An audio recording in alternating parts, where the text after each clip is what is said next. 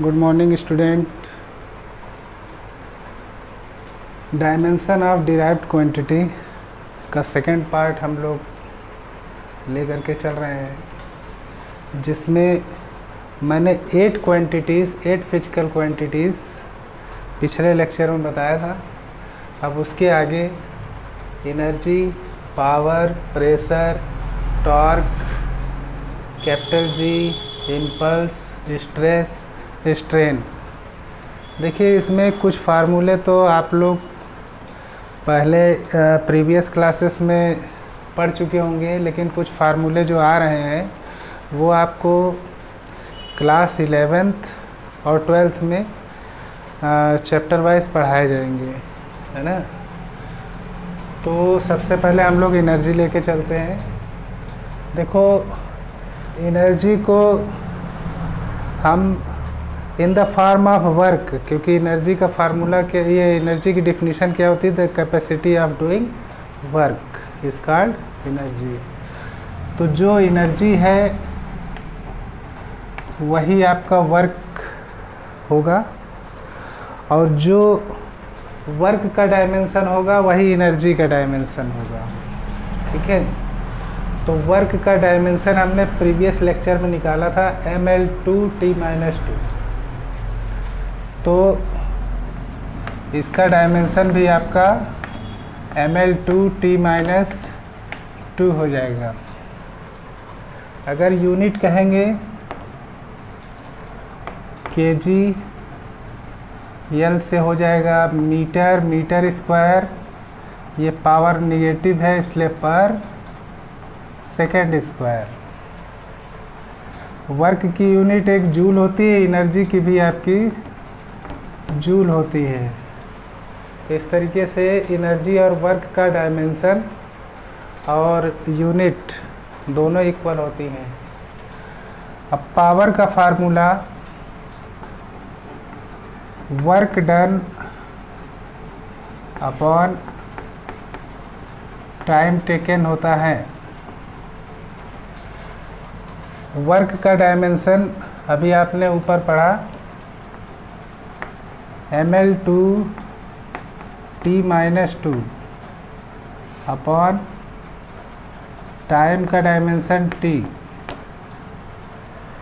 देखिए, जब इस t को हम ऊपर ले जाएंगे तो t पावर -1 हो जाएगा, अब -1 -2 -3 हो जाएगा। तो इस तरीके से हमें जो डायमेंशन है वो क्या मिलेगा? mL2T-3, mL2T-3। हाँ, सही, करेक्ट। SI यूनिट क्या हो जाएगी? kg मीटर स्क्वायर पर सेकेंड क्यूब। जहाँ निगेटिव पावर हो उससे पहले पर लगा दिया जाता है। प्रेशर का फार्मूला फोर्स अपॉन एरिया। तो देखिए, यहाँ पर हमने कुछ डायमेंशन लिखे हुए थे जो इम्पॉर्टेंट डायमेंशन है, जिसको हम दूसरे फिजिकल क्वांटिटी में यूज करते हैं। तो फोर्स, देखिए, प्रेशर में फोर्स का डायमेंशन अगर हमें याद रहेगा तो हम लोग डायरेक्ट सॉल्व कर सकते हैं। तो फोर्स का डायमेंशन क्या है? mLT-2 और एरिया का L2, एरिया मतलब मीटर स्क्वायर, तो L2। अब ये L2 जब ऊपर जाएगा तो सॉरी, पहले इस L से ये पावर 2 कटेगा, बचा L को जब ऊपर ले जाएंगे तो ये कुछ इस तरीके से बनेगा mL -1 T-2, mL -1। देखिए, L से पावर 2 कटा, L को ऊपर ले गए तो L पावर -1 हो गया, T पावर -2। यूनिट क्या होगा? kg पर मीटर सेकेंड स्क्वायर, केजी पर मीटर सेकेंड स्क्वायर। इसकी एक यूनिट और होती है पास्कल। प्रेशर को हम लोग पास्कल में भी मेजर करते हैं। अभी उसको बताया जाएगा कि हाउ मैनी मीटर, मतलब प्रेशर को पास्कल में कैसे मेज़र किया जाता है ये बताया जाएगा। अब आता है टॉर्क। टॉर्क का फार्मूला क्या होता है? Force into perpendicular distance. Force का ये टॉर्क का फार्मूला, टॉर्क मतलब किसी भी चीज़ को घुमाने में, ऐसे सर्कुलर घुमाने में जो फोर्स लगता है उसी को हम लोग टॉर्क कहते हैं। तो torque equal to force into perpendicular distance. तो फोर्स का यूनिट तो है आपका mL/t-2 और परपेंडिकुलर डिस्टेंस एक तरह की लेंथ है, तो ये L हो जाएगा, ये L और ये L, ये हो जाएगा mL/t-2, L हो जाएगा L/t-2।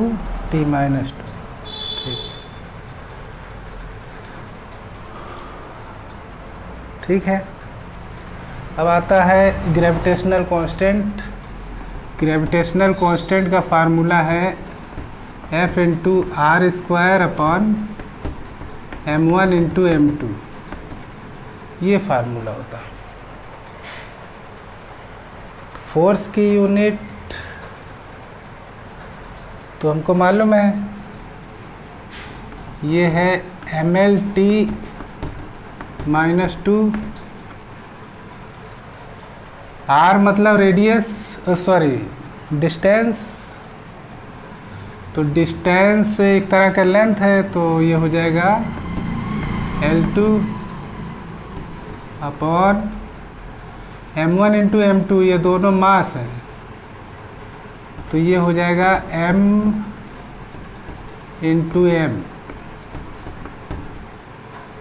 ठीक है। तो ये m से एक m कट जाएगा, ये m को जब ऊपर ले जाएंगे तो ये बन जाएगा m-1, और ये l और ये l/3 हो जाएगा, और t-2। क्लियर? तो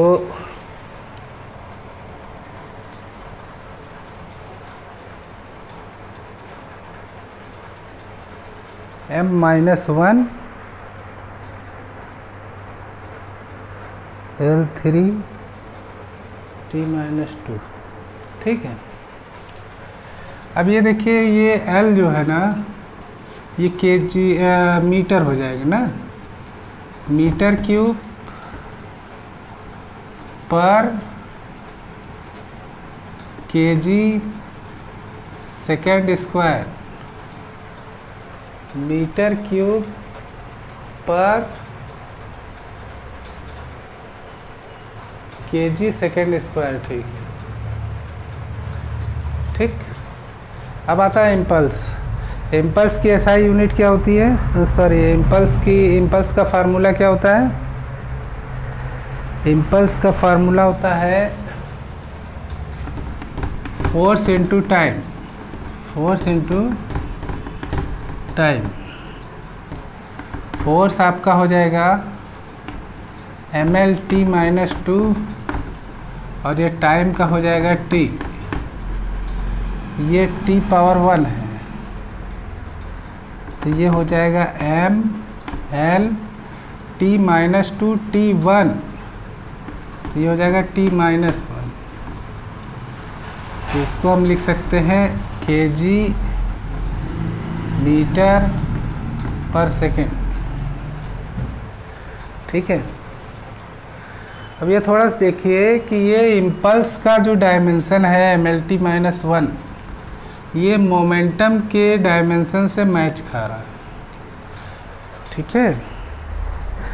तो देखिए कुछ के डायमेंशन और एसआई यूनिट एक होती है, 2 या 3 फिजिकल क्वांटिटीज़ या 4 फिजिकल क्वांटिटीज़ की डायमेंशन और एसआई यूनिट इक्वल हो सकती है, लेकिन फार्मूला इक्वल नहीं हो सकता है, ठीक ना।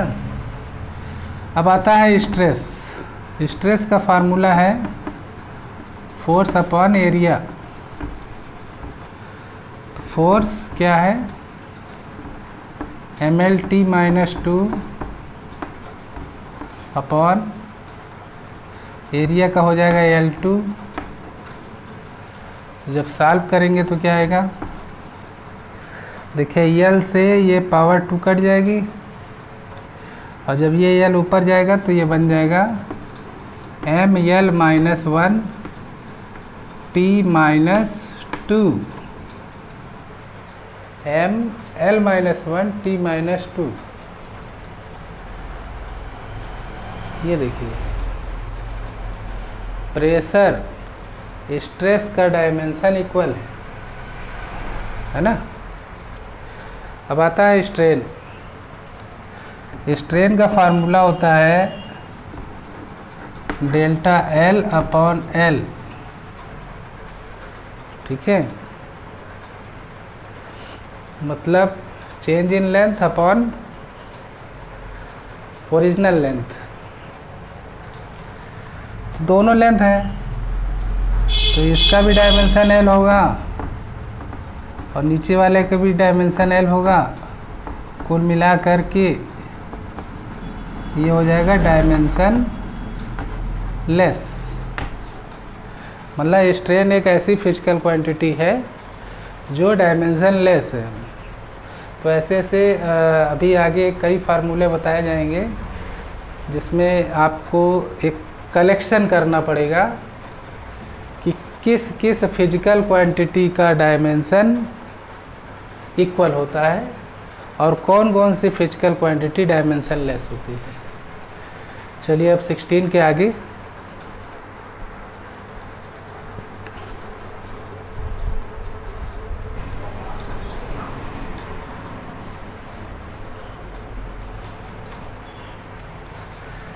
नेक्स्ट देखिए, अभी मैंने जो आपको 9 से लेकर के 16 तक जो आपको फिजिकल क्वांटिटीज़ कराई गई, उसमें हमने ये बताया आपको कि कुछ फिजिकल क्वांटिटीज़ का डायमेंशन इक्वल होता है।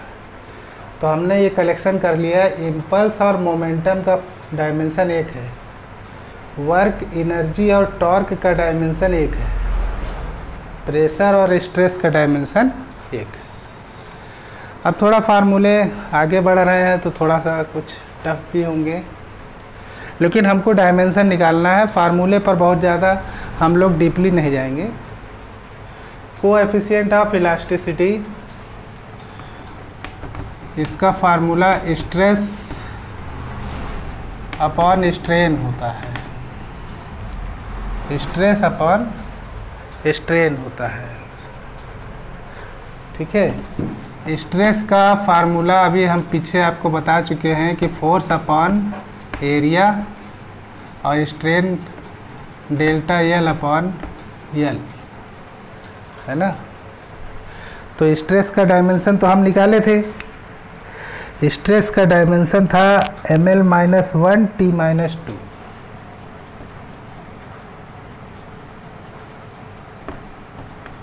ml-1 t-2, ये स्ट्रेस का डायमेंशन हम लोग अलग से निकाले थे, है ना। और स्ट्रेन हमने देखा था कि ये डायमेंशन लेस है, स्ट्रेन का फार्मूला डायमेंशन लेस आया था। तो इस तरीके से इसका फार्मूला क्या तैयार होगा, डायमेंशन का ml-1 t-2। तो ये कोएफिशिएंट ऑफ इलास्टिसिटी का डायमेंशन हो गया। सरफेस टेंशन, इसका फार्मूला होता है force upon length. Surface tension का formula force upon length, force का फार्मूला, फोर्स का dimension ml t-2 upon l। तो l से l कट जाएगा, क्या मिलेगा mt-2, mt-2। ठीक है।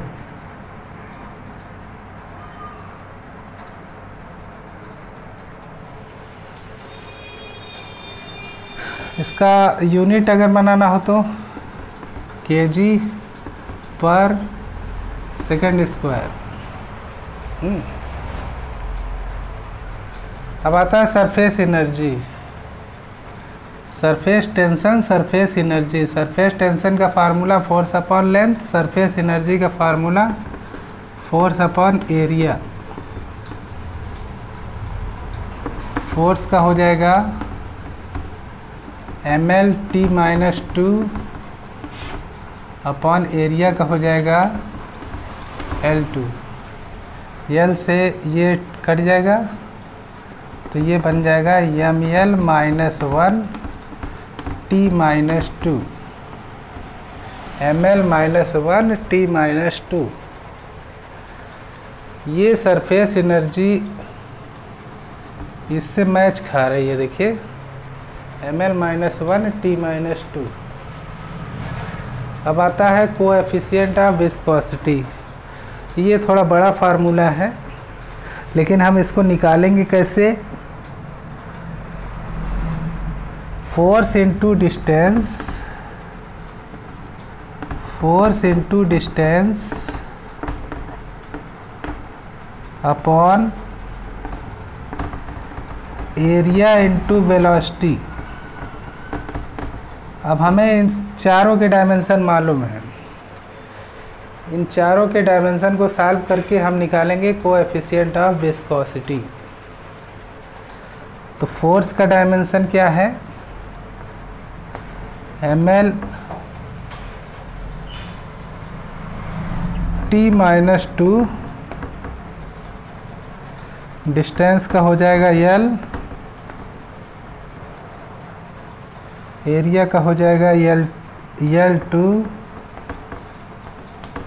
और वेलोसिटी का हो जाएगा LT-2, LT-2। देखिए ये T-2 कट हो जाएगा, L से L कट हो जाएगा, इस L से ये स्क्वायर कट हो जाएगा। तो अब ये L बचा, ये L जब ऊपर जाएगा तो ये हो जाएगा ml -1, ml -1।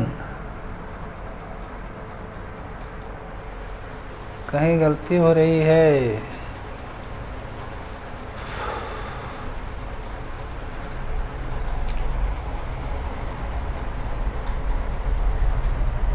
ml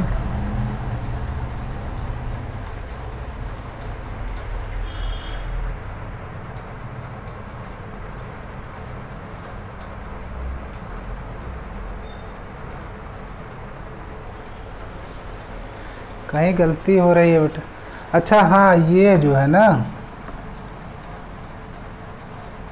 ये LT-1 होगा। वेलोसिटी का डायमेंशन LT-1 होता है, तो LT-1 में L कटा, T-1 से इसको काटे तो यहाँ पे T-1 आया, तो यहाँ पर T-1 और आ जाएगा। ठीक है। अब ये ml-1 t-1 हो गया। ठीक, तो इस तरीके से ये आपके 4 डायमेंशन और हो गए। नेक्स्ट अगले अभी बताते हैं।